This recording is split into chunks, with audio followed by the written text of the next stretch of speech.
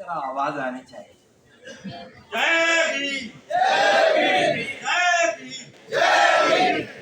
और अब तो ठीक है डॉक्टर साहब। हाँ, अब थोड़ा सा पता लगा। जय भीम, जय भीम, जय भीम, जय भीम, जय भीम।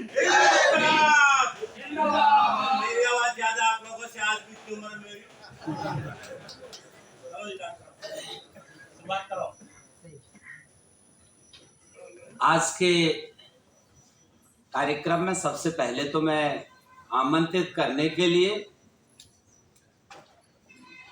सरिता जी का, पूनिया साहब का और प्रोफेसर धनीराम जी का बहुत बहुत आभार व्यक्त करना चाहूँगा कि उन्होंने मुझे इस मंच के लायक समझा और आमंत्रण को स्वीकार करते हुए मैंने अपनी उपस्थिति दर्ज कराई है। कोशिश करूंगा कि कुछ बातें आपके समक्ष रखूं जिससे कि अब जो बुजुर्ग हैं, सीनियर लोग हैं, वो क्या लाभान्वित होंगे, लेकिन हमारे जो बच्चे बैठे हुए हैं यहाँ पर वो जरूर लाभान्वित हो सकते हैं। साथियों, आज का ये जो कार्यक्रम है बोधसत्व बाबा साहब भीमराव अंबेडकर की जयंती के अवसर पर आयोजित किया गया है।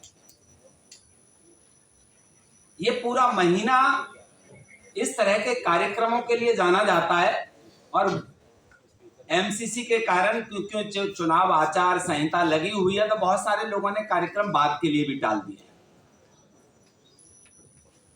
मैं तो कहता हूं हर रोज जयंती होनी चाहिए, हर रोज। ऐसा नहीं है, हमारे बहुत सारे साथी यहां पर बैठे हैं जिनसे मैं बहुत अच्छे ढंग से परिचित हूं। मेरे कलीग्स हैं, संजय सुभाष जी हैं, दारा सिंह जी हैं और बहुत सारे शिक्षक साथी हैं जो कि परिचित हैं। मेरा काम है कि दिल्ली के शिक्षा विभाग में एक छोटी से पद पर काम करता हूं।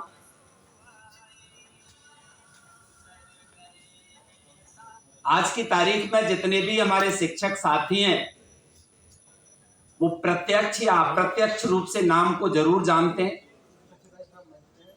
क्योंकि दिल्ली सरकार के लिए, म्युनिसिपल कॉर्पोरेशन ऑफ दिल्ली के लिए और जो हमारी दो अन्य लोकल बॉडीज हैं जो छोटी हैं, नई दिल्ली नगर पालिका और छावनी बोर्ड, उनके शिक्षकों और प्रधानाचार्यों के लिए प्रशिक्षण की व्यवस्था करना मेरी नैतिक जिम्मेदारी है और उसको निभाने के लिए एक कोशिश करता हूं कि बेहतर काम कर सकें। लेकिन मेरे मन में कुछ प्रश्न उठ रहे हैं और प्रश्न उठना जायज है। दोस्तों, हमारे जितने भी मैं ये नहीं कहता कि हमारे बच्चे जो है सारे के सारे जो है पब्लिक स्कूल्स में पढ़ रहे हैं। सरकारी स्कूलों में पढ़ने वाले लगभग 65% बच्चे हमारे अपने हैं जिनको हम इग्नोर करते। आपको थोड़ा सा चुभन होगी मेरे शब्दों पर।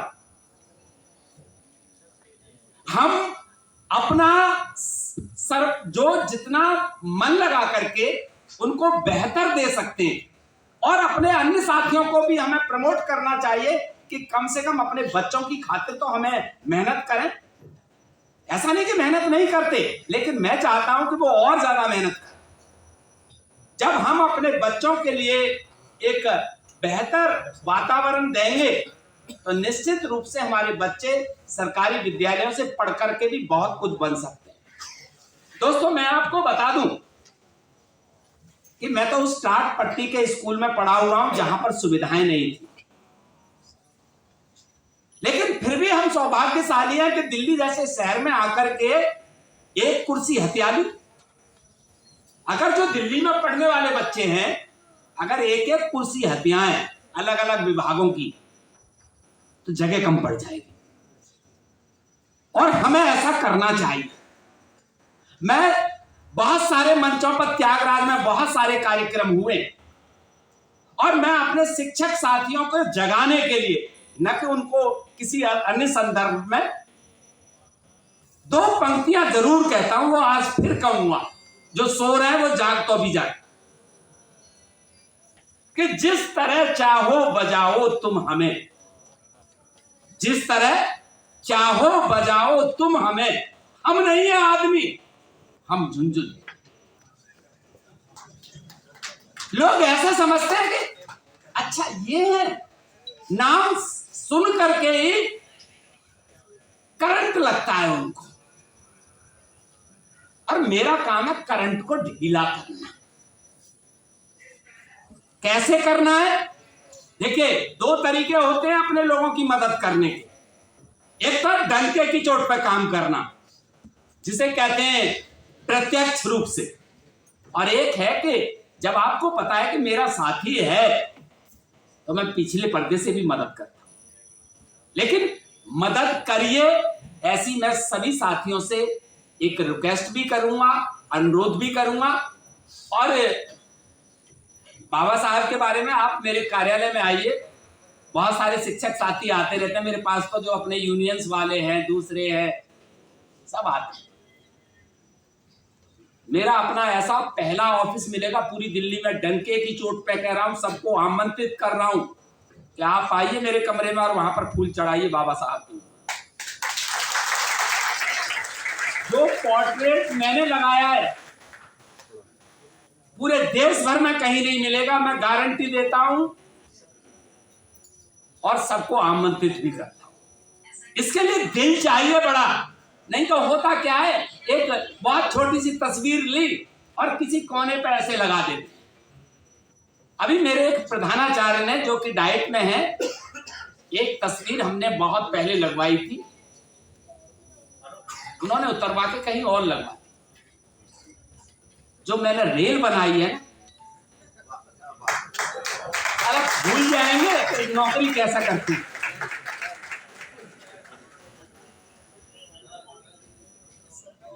और एक और चीज मैं कह दूं, मैं किसी से डरता नहीं हूं। जिसे मेरा जो बिगाड़ना हो बिगाड़ लो, आज तक तो कोई कुछ नहीं बिगाड़ पाया। बस यह है कि देरी हो सकती है, अंधेर नहीं हो सकती, ये गारंटी है। संघर्ष तो करके देखो ना एक बार। मैंने जो लड़ाई लड़ी है अपने यहां पर, सुभाष जी जानते हैं इस बात को, आसान नहीं था उस कुर्सी पर बैठना या छीनना। 2015 से लड़ाई शुरू की और उन लोगों के मुंह से छीन ली रोटी। मुझे चाहिए, मेरा हक है, और हक तब मिलता है जब आप क्वालिफाइड होते हैं। नॉन क्वालिफाइड को कोई नहीं बिठाना चाहता। मेरे शिक्षक साथी वेल क्वालिफाइड है स्कूलों में, लेकिन एक स्टैंप कर दी गई है, साहब ये है। ऐसे ही चाहे मैं प्रधानाचार्यों की नियुक्ति की बात हो, उनके जो स्कूल्स देख लीजिए, उनको देंगे मोलरबंद, रघुवीर नगर, जहांगीरपुरी, तिल्लोकपुरी, कल्याणपुरी, क्योंकि वो अनुसूचित जाति की। और जो वैसे हैं शर्मा जी, वर्मा जी, उनको जनकपुरी, विकासपुरी, मर्यादा चाहिए। और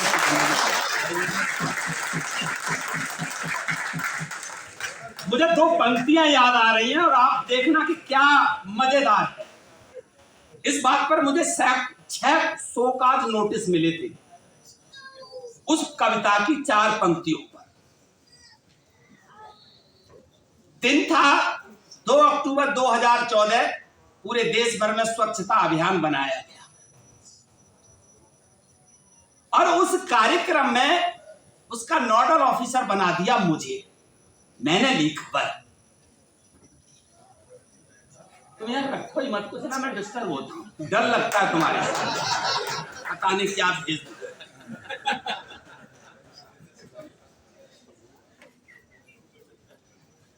तो मैंने एक ही बात कही। उस समय वो हमारे यहां पर निर्देशिका थी, मैंने अभी उनको एक ही बात कही थी, मैंने कहा आप लिस्ट देख लो डायरेक्टर्स की, 17 विदा कर दिया, 18वीं तुम हो। नाहर सिंह का कोई कुछ नहीं बिगाड़ पाया, लेकिन पंगा मत लेना।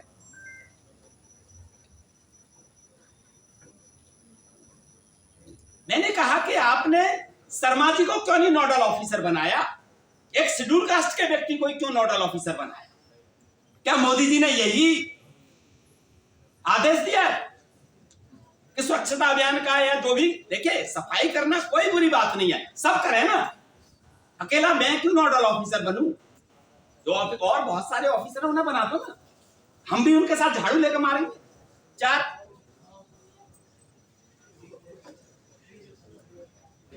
पंक्तियां ये थी कि जी रहे हैं लोग कैसे आज के वातावरण, जी रहे हैं लोग कैसे आज के वातावरण में, नींद में दिन डूब जाता रात कटती जागरण,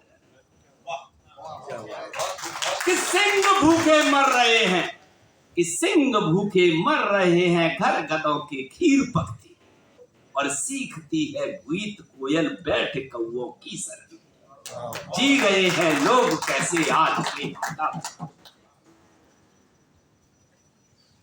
कि झूमते हैं डीठ जुगनू, कि झूमते हैं डीठ जुगनू देख यौवन चांदनी का, और ढूंढते हैं दोस्त बबुले हंस के ही आवरण में, जी रहे हैं लोग कैसे आज के वातावरण। और ये पंक्तियां मैंने इस बात पर कही थी क्योंकि जो मेरी डायरेक्टर बना करके भेजी थी वो थी MA BEd और मैं था MA MAd PhD। तब सुनाई मैंने। देखिए, अगर आप अपनी बात को रखते हैं और जायज है तो ऊपर बैठी हुई अथॉरिटी भी आपकी बात को सुनती है। मैंने कमीशन को इतनी चिट्ठियां लिखी, लेकिन दुर्भाग्य यह है कि कमीशन में भी काम करने वाले लोग तो वही शर्मा जी हैं, पुटअप करने वाले वही शर्मा जी हैं।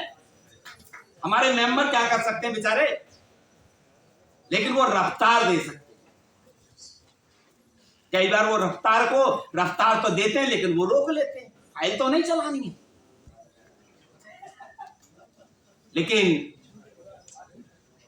मैं एक बात जरूर कहता हूं, और मेरे यहां पर सब तरह के लोग हैं, सबसे मिलते हैं। एक ये दुर्भाग्य है इस देश का कि बाबा साहब को हम बहुत सारे लोगों ने केवल दलितों का नेता कहा। यह दुर्भाग्य है, इतने पढ़े लिखे व्यक्ति को, जिस व्यक्ति ने महिलाओं का उद्धार किया हो, जिस व्यक्ति ने देश की अर्थव्यवस्था को संचालित करने के लिए RBI जैसा संगठन खड़ा किया हो, महिलाओं को मातृत्व अवकाश, ऐसा नहीं कि केवल रिजर्व की महिलाओं को मिलता है मातृत्व अवकाश, मिलता तो सबको है ना। खीर खाने के लिए सब, बदनाम करने के लिए नाहार से। भैया ये कौन सी बात है? जो ना हारे वो है नहार से।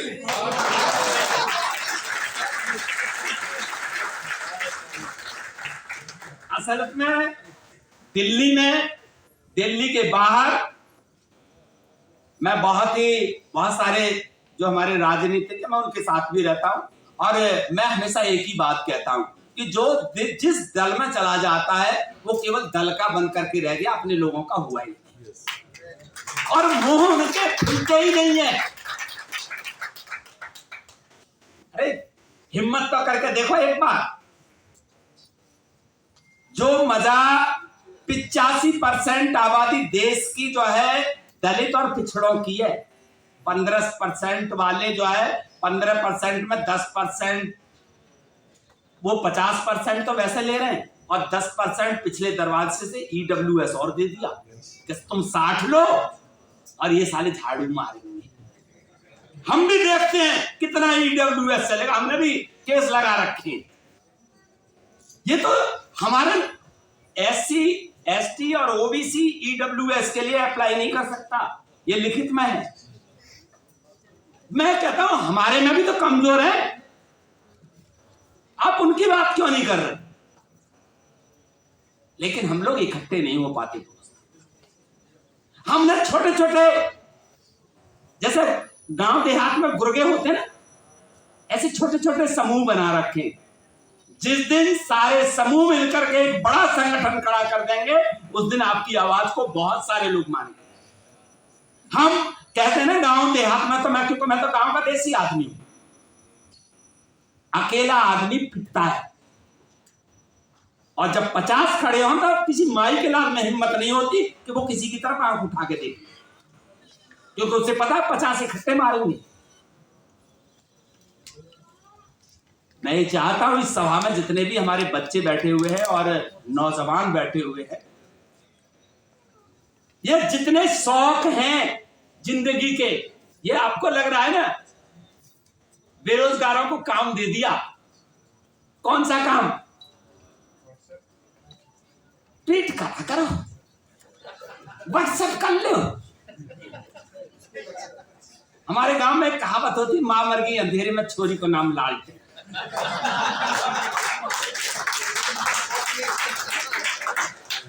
हाँ, सवेरे ही उठ जाने और सवेरे जगकर पहला काम होता व्हाट्सएप चेक करें कौन कौन के आगे।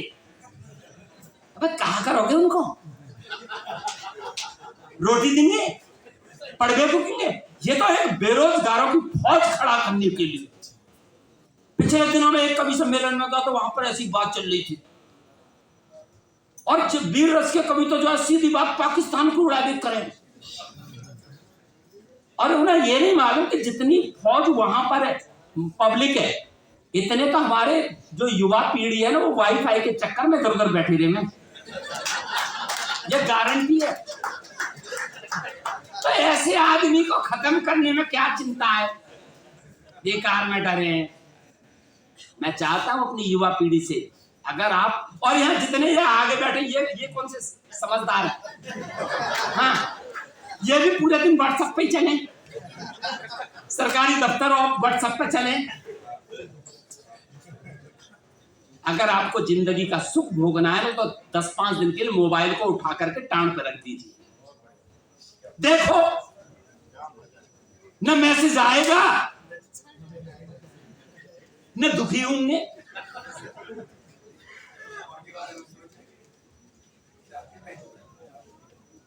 पहले होता क्या था, पहले प्यार, अब आजकल तो जो इस पे ही लवेरिया मलेरिया पता नहीं कौन कौन से मैसेज सब चल रही, इसी पे ही सारे काम है। एक अंग्रेज आया हिंदुस्तान में, एयरपोर्ट पे मिल गया, तो कहने वो किसी की शादी अटेंड कर, बोले यार यहाँ तो 15 दिन लगते हैं, पहले जो है देखने जाएंगे, फिर लगन करेंगे, फिर सगाई करेंगे, ये कर, हमारे यहाँ तो मेल से ही हो जाती है शादी। मैंने कहा ससुरे तेरे यहाँ होती होगी मेल से, हमारे यहाँ तो आज भी फीमेल से ही हो गया।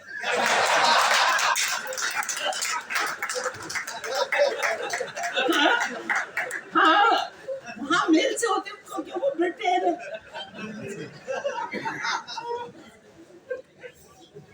मैं चाहता हूं कि ये व्हाट्सएप, ये सोशल मीडिया आपको कुछ नहीं देगा। आप अपनी एजुकेशन पर ध्यान दें। मैं अपने टीचर्स को भी, आपने देखा होगा बहुत सारे सेमिनार्स में मैं एक ही बात कहता हूं शिक्षकों को,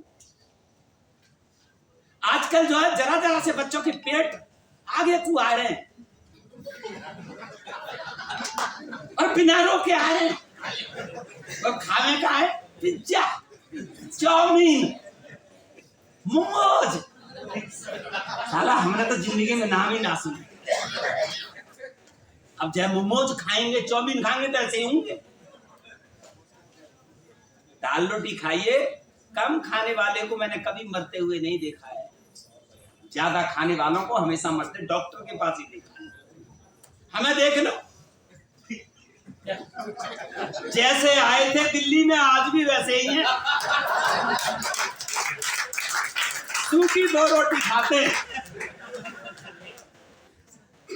और मेहनत करते हैं। मैं आज भी 2.5-3 घंटे ऑफिस से जाने के बाद कितने बजे भी जाए, मैं पढ़ाई के लिए वक्त देता हूं। हम लोग ऐसा लगता है जैसे पता नहीं कितने थक के आए, चाहे ऑफिस में कुछ ना करो हो, घरवाड़ी को जाके ऐसे दिखाऊंगा तो थोड़ा प्रधान जी ले बैग पकड़, मैं थक गया। एक मेरा दोस्त है, मैं आपको सच्ची घटना बता रहा हूँ। चांदनी चौक में कपड़ा की दुकान है, घरवाड़ी अति मलूक, समझते, बहुत सुंदर बेचारी, खाने पीने का पूरा ध्यान रखा, 5-7 डब्बा भेजा लंच में, कुछ खावे कुछ वापस आवे, पूरे दिन पत्ता चाटता है। वहां देखे ना बाल्टी लटका के, यहाँ पे समोसे वाला चाट वाला किसी को नहीं छोड़ता के पत्ता दे जाए, पत्ता दे जाए, और जब घर जाएगा भूख ना है, अबे 500 रुपया की चाट खाया है वो, अब क्या बेचारी उसे खावे वो है। इसीलिए मैं जो ये अग्रिम पंक्ति वालों से तो कहूंगा कि आप अपने बच्चों को वक्त दें।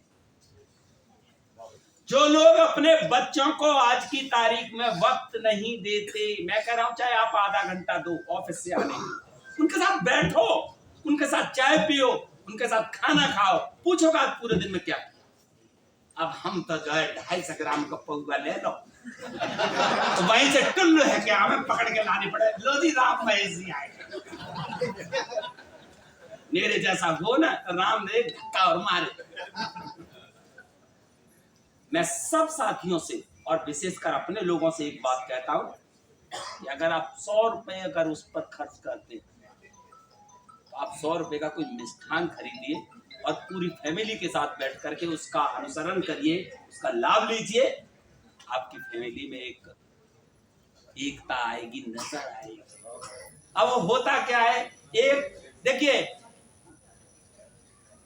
आपका मन कर रहा है गोलगप्पा खाने, तो आप ठेले पे खड़े हैं, घर में तो 4 मेंबर और हैं, ऐसा कर लो कि जब पैकिंग करवा दे सारे इकट्ठे खाएंगे, लेकिन लोग नहीं, और महिलाएं भी कम नहीं है। कहीं सोचो कि जो है ये आदमी इनसे कह रहे हैं मैडम बैठ जाओ तुम, जो है मैं तुम्हारे पास, अरे कम से कम 2-4 घंटे बैठ जाओ,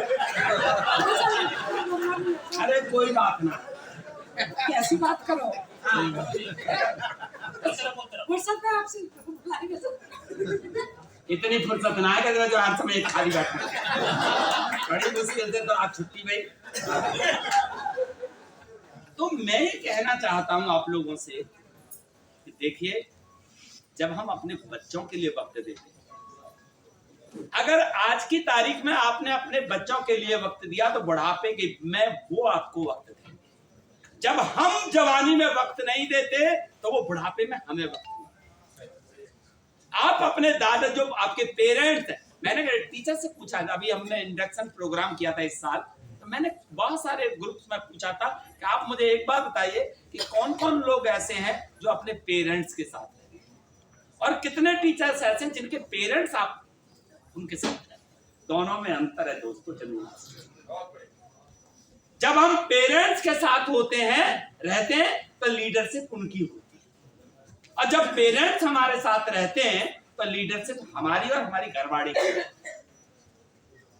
इसलिए दोस्तों, वैल्यूज हैप्पीनेस से नहीं आने वाली, हैप्पीनेस यहां से आती है, दिल से।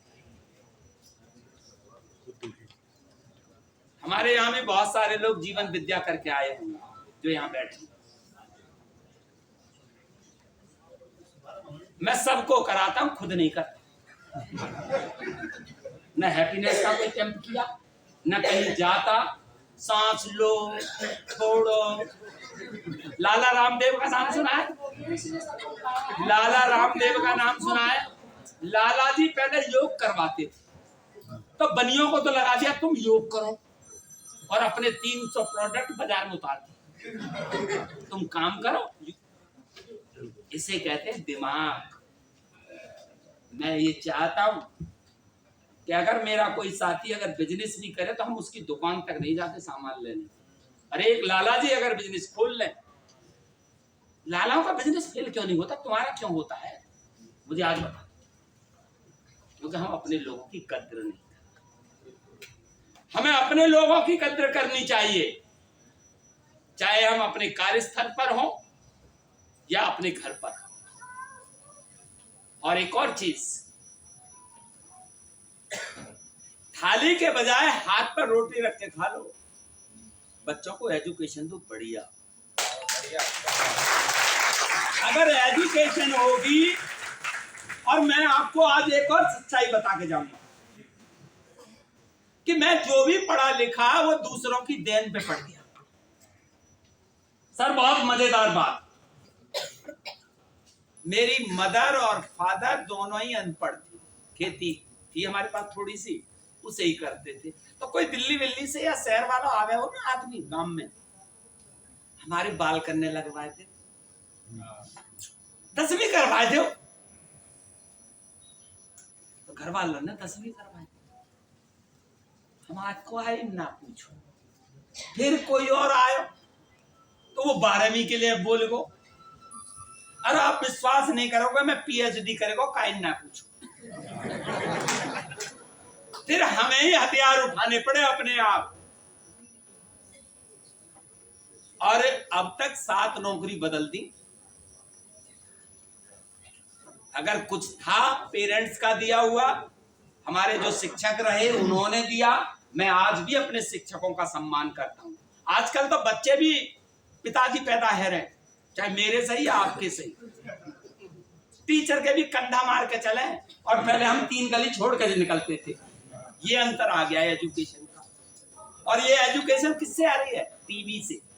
जो हमारा पहले दूरदर्शन एक चैनल आता था, तो हम शुक्रवार को इंतजार करते थे कि चित्रहार आवेगा, पूरी फैमिली बैठती। आजकल तो एकता कपूर सोने ही ना दे, और बालाजी महाराज भी कच ना करें। इसलिए मैं कहता हूं बालाजी महाराज को छोड़िए, एकता कपूर को छोड़ दीजिए।